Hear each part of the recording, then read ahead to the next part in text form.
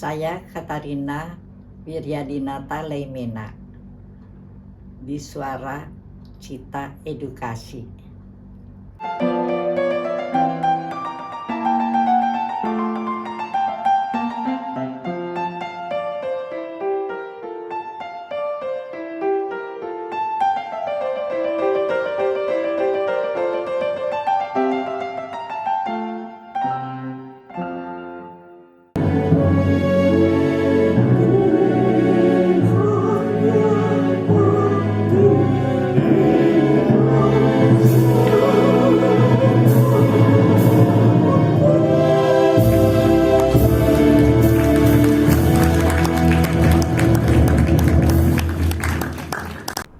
Selamat datang di Suara Cita Edukasi bersama saya Novanda Bulu.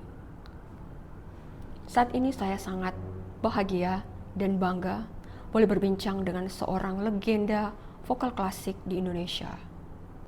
Beliau juga merupakan seorang anak tokoh bangsa, pahlawan nasional Indonesia, Dr. Yohanes Leimena, yang kita ketahui bersama beliau pernah menjabat sebagai Wakil Perdana Menteri di era pemerintahan Presiden Soekarno di tahun 1946 sampai 1966. Dan yang paling membahagiakan juga karena beliau merupakan guru saya. Sebelum kita lanjut, izinkan saya untuk membacakan profil singkat pendidikan dari Ibu Katarina Leimena.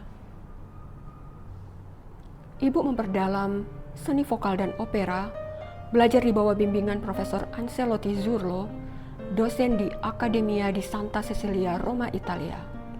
Selepas itu, Ibu melanjutkan studi di Conservatorio di Musica Giuseppe Verdi, Milan, Italia, untuk seni vokal dan opera dengan bimbingan Profesor Carla Castellani. Pada 1965, beliau lulus dan meraih diploma per il canto artistico dan berhak ikut dalam pergelaran karya-karya Claudio Monteverdi dengan dirigen muda Riccardo Muti di hadapan Paus Paulus ke-6 di Vatikan dan Teater Lugano, Swiss. Berikut adalah wawancara saya dengan beliau.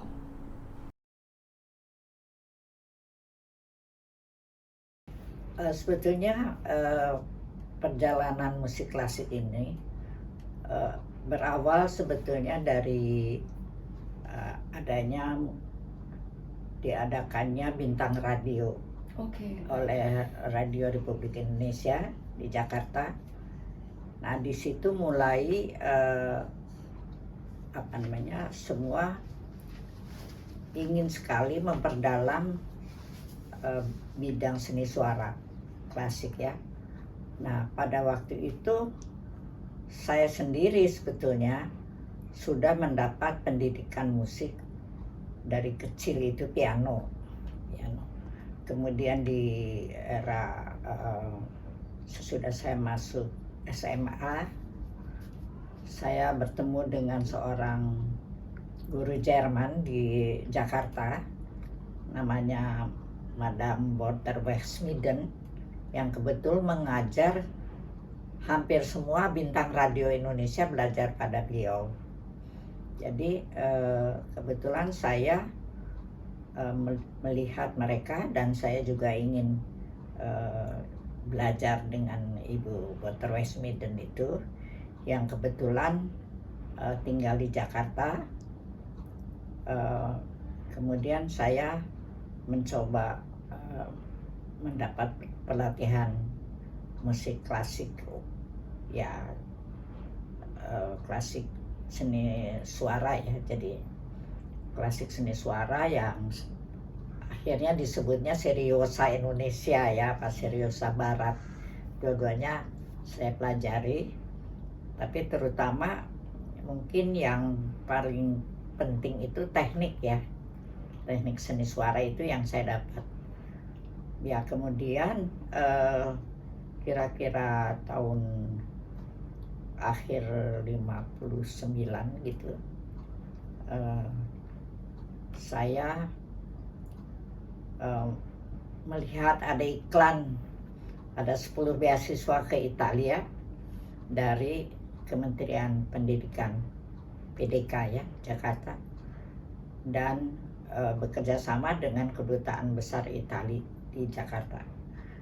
Kemudian saya mendaftarkan diri dan rupanya ada 10 beasiswa diterima, 1 untuk musik, dan saya diterima dan berangkat pada akhir 59 ya. Saya dapat berangkat ke kota Roma dulu. Saya berangkat ke kota Roma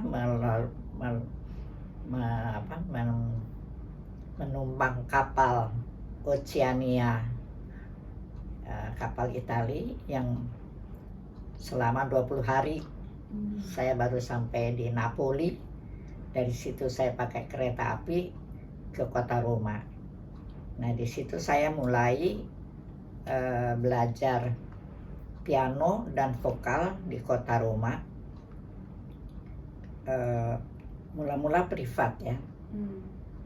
Kemudian ada tes masuk konservatorium Roma ya, di Santa Cecilia. Dari situ saya melihat bahwa saya kurang cocok dengan guru ini, entah kenapa gitu. Jadi ada yang menawarkan, ada rekan yang namanya Rukmini, dulu pernah dikirim juga oleh Presiden Soekarno untuk belajar opera di Itali. Dia menyarankan saya pindah ke Milano. Kemudian saya berangkat ke Milano, diantar oleh seorang honorary consul atau konsul kehormatan Indonesia di Genoa, namanya Dr. Pito. Nah, dia mengantar saya ke kota Milano. Nah, tanpa saya sadar, rupanya Dr. Pito membawa saya ke gedung Opera La Scala, di mana si direktur itu, Profesor Giringhelli, itu yang menerima saya di Teatro Opera La Scala. Lalu beliau menyarankan saya belajar dengan Profesor Tonini untuk bisa dites atau untuk masuk Konservatorium Giuseppe Verdi. Ya, saya mendapat bimbingan Profesor Tonini, kemudian saya dites di Konservatorium Giuseppe Verdi Milano dengan 10 profesor yang menilai, dan yang duduk di piano itu Profesor Ghedini yang juga direktur dari sekolah itu. Kemudian mereka meluluskan saya untuk bisa ikut di sekolah tersebut. Puji syukurlah. Jadi saya mulai belajar dan ditunjuk di situ profesor yang menerima di kelas, Profesor Ronchi. Dia orang Bolonya. Ya, dia yang membimbing saya sampai saya lulus. Tapi selama di situ ada kesempatan dengan Riccardo Muti yang juga waktu itu mahasiswa konduktor di Konservatorium Milano. Kemudian mengadakan tur, diundang ke hadapan Paus Paulus ke-6 di Roma. Jadi kebetulan saya dengan seorang rekan saya orang Jepang, sopran, kita menyanyi dengan paduan suara dan orkes dari konservatorium di hadapan Paus Paulus ke-6 di Vatikan. Di situ pengalaman yang luar biasa, dan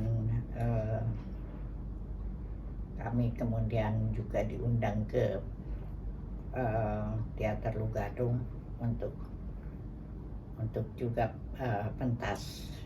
Itulah pengalaman yang luar biasa.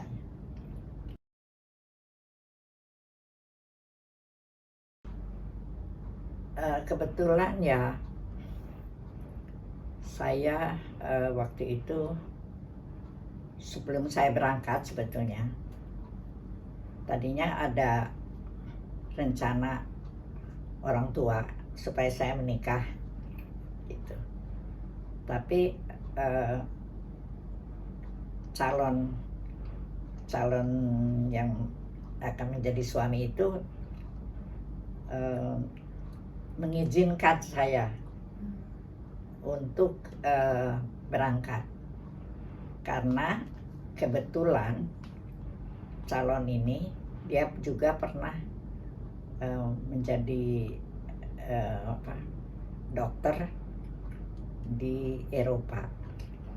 Jadi beliau bilang bagusnya kamu berangkat.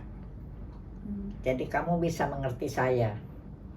Karena dia bertahun-tahun selama perang dia ada di Eropa, di Belgia dan di Swiss dan di Belanda. Nah begitu, jadi itulah ada izin supaya saya selesai di sana gitu. Ya puji syukur ada support ya. Jadi ketika saya menikah juga saya diizinkan mengajar.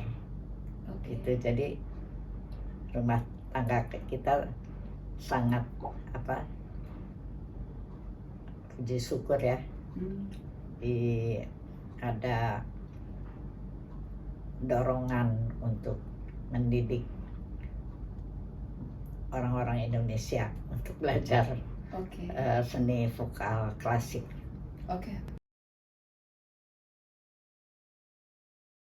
Ya, sukses itu? Sukses itu sebetulnya suatu hal yang bisa dinilai sendiri, juga bisa dinilai orang lain. Ya, kalau orang lain melihat dari luar ya, kalau kita melihat dari dalam, ya sukses itu sebetulnya kita merasa kalau cita-cita kita tercapai itu kita merasa itu sukses. Kalau orang lain mungkin juga melihat perjalanan hidup kita ini bisa memberikan atau menjadi sumbangsih untuk bangsa.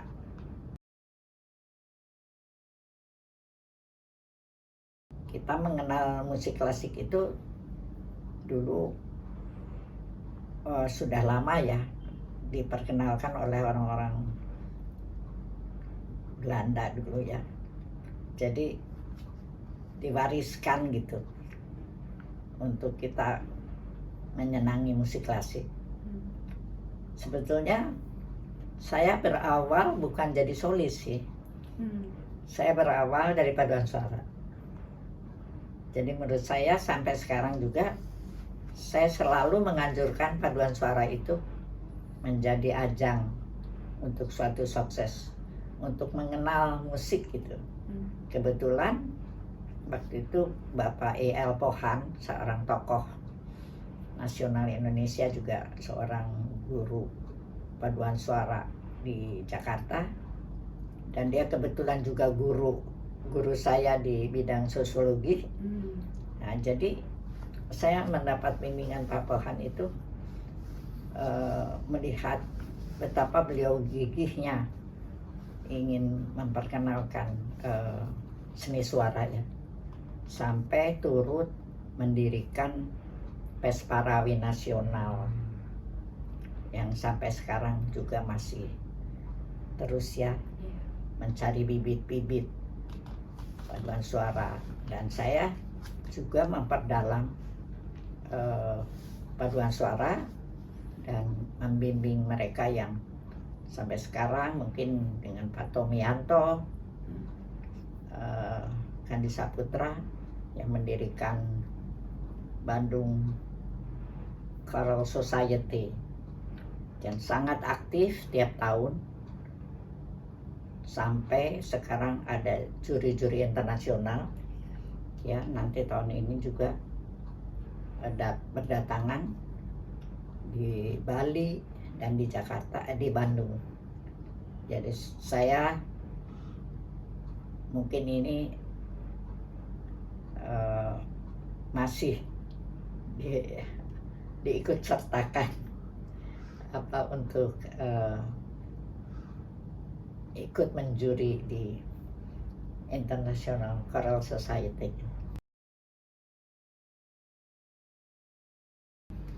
Ya, sebetulnya guru itu harus menjadi contoh dulu ya. Kenapa mereka datang pada saya? Mungkin saya memberi contoh pada mereka. Jadi apa ya? Jadi pendidikan itu awalnya dari murid melihat guru, ya kan? Kalau guru itu sukses, pasti mereka akan datang. Kalau kita mungkin kurang bagus, ya mereka tidak datang pada kita, ya kan? Jadi pendidikan itu. Tapi saya memang sebetulnya saya sangat senang sekali memperdalam. Walaupun saya sudah selesai, saya tetap memperdalam, membaca, mendengar, dan sekarang untuk mendengar juga banyak ada di YouTube atau di mana, kita banyak sekali diperkaya dengan ilmu ya dan pengalaman orang-orang. Jadi sampai sekarang saya masih melihat YouTube, melihat kemajuan-kemajuan seni klasik di dunia ini ya, dan sangat sangat banyak ajang-ajang ya. Kalau dulu masih ada pesta rawi nasional, ada bintang radio untuk musik seriosa, tapi sekarang juga ada pesta paduan suara di mana-mana. Nah, semua giat memperkembangkan musik seni suara ya, terutama seni suara. Kemudian ya terutama paduan suara itu yang menjadi hal utama yang bisa mencapai banyak orang untuk berseni suara ya. Itu saya pikir itu sumbangsih dari paduan suara itu yang sangat besar sekali ya. Ya, dari mulai paduan suara gereja, paduan suara umum, paduan suara sekolah dan lain-lain. Saya pikir itu sumbangsih yang terbesar untuk seni suara. Oke, Ya. baik. Saya mengenal Ibu Katerina adalah pribadi yang disiplin, tegas, tetapi sangat-sangat baik hati. Bahkan ketika konser, Ibu bisa meminjamkan selendang untuk murid-muridnya. Jadi guru itu bukan hanya secara teknis, tetapi betul-betul dari karakter. Ibu betul-betul mencerminkan hal tersebut. Oh ya, Papa ya, saya panggilnya Papa. Saya mula-mula saya melihat bagaimana Papa meminta mama saya untuk banyak membaca. Okay. Dan karena saya melihat orang tua selalu membaca, saya tertarik untuk juga ikut apa sih yang dibaca gitu, apa manfaatnya. Dari situ mungkin dari membaca saya banyak tahu hal ya. Jadi untuk saya buku itu menjadi semacam makanan sehari-hari. Jadi buku itu sumber dari semua ilmu pengetahuan. Jadi membaca itu sangat sekali penting. Saya menganjurkan pada generasi muda ya, bahwa jangan malas membaca. Biarpun sekarang sudah banyak YouTube dan lain-lain, tapi membaca itu lebih menjadi sumber dari ilmu pengetahuan. Saya tertarik misalnya dengan Haji Agus Salim. Dia itu bisa menguasai 28 bahasa. Nah, itu pun menurut saya mungkin dari membacanya. Jadi bagaimana orang bisa menguasai bahasa-bahasa itu. Dan itu saya pikir belajar bahasa itu sangat sangat penting sekali. Kita bisa bergaul, kita bisa membaca banyak hal, kita bisa mendidik juga gitu. Ya.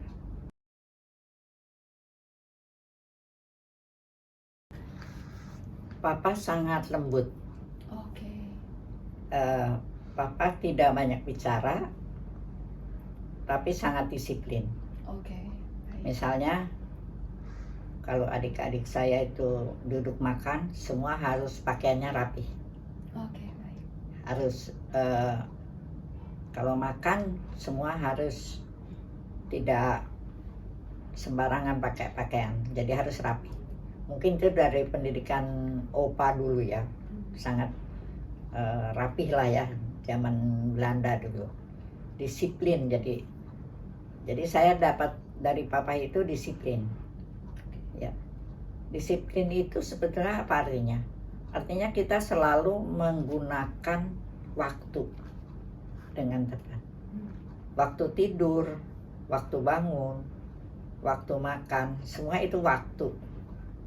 Itu disiplin. Waktu belajar, waktu main. Itu semua ada waktunya.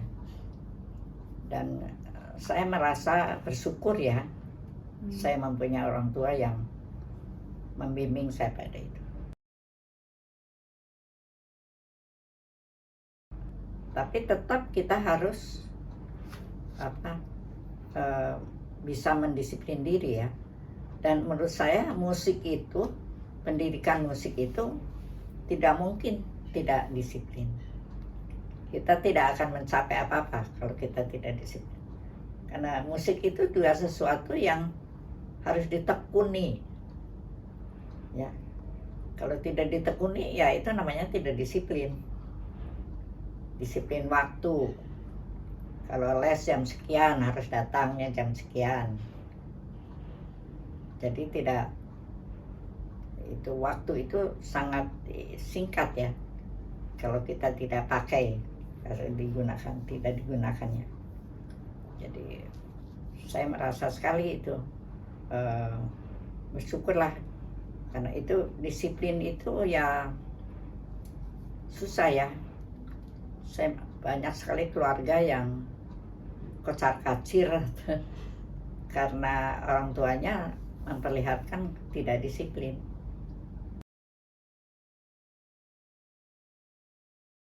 Ya pertama hidup itu ya kita harus pertama mungkin mensyukuri ya. Kita bersyukur kita diberi kesehatan, kemajuan, kebahagiaan. Dan itu kita sebagai orang tua harus memberi contoh pada anak-anak. Hanya anak-anak harus memberi contoh pada cucu-cucu. Jadi itu mereka itu akan melihat kita itu sebagai contoh untuk disiplin. Jadi kalau kita tidak disiplin, ya anak-anak ikut tidak disiplin. Itu dia. Pokoknya ada di pangkal utamanya itu ada di orang tua. Jadi teladan ya. Ya. Yang terakhir, jika sang ayah, Dr. Yohanes Lemena, melihat ibu saat ini, apa kiranya perbuatan ibu yang membanggakan beliau sehingga beliau bisa mengatakan, well done Catherine? Saya sudah lama sih, Papa tuh sangat bangga pada saya. Ketika saya di luar negeri, Papa datang dengan Soekarno misalnya ke kota Bina, selalu Papa atau Bung Karno menyuruh saya menyanyi. Dan jangan mau kalah katanya. Jangan. Kebetulan ada penyanyi Eropa waktu itu nyanyi. Bung Karno panggil saya, Katarina, nyanyi, ayo kasih lihat kamu juga bisa. Itu jadi untuk saya itu satu dorongan yang luar biasa ya. Jadi saya merasa dorongan itu karena dia menghargai kita. Kita tidak akan didorong kalau kita tidak dihargai. Itu ya, saya bersyukur gitu bahwa saya bisa berhasil dan saya bisa mengembangkan ilmu yang saya dapat itu, membuahkan juga penyanyi-penyanyi muda. Dan sekarang mungkin guru-guru muda ya, gitu. Saya kira termasuk Novanda, gitu. Baik. Ya. Oke, terima kasih Ibu atas waktunya. Sama-sama ya Novanda. God Salam bless sehat. you.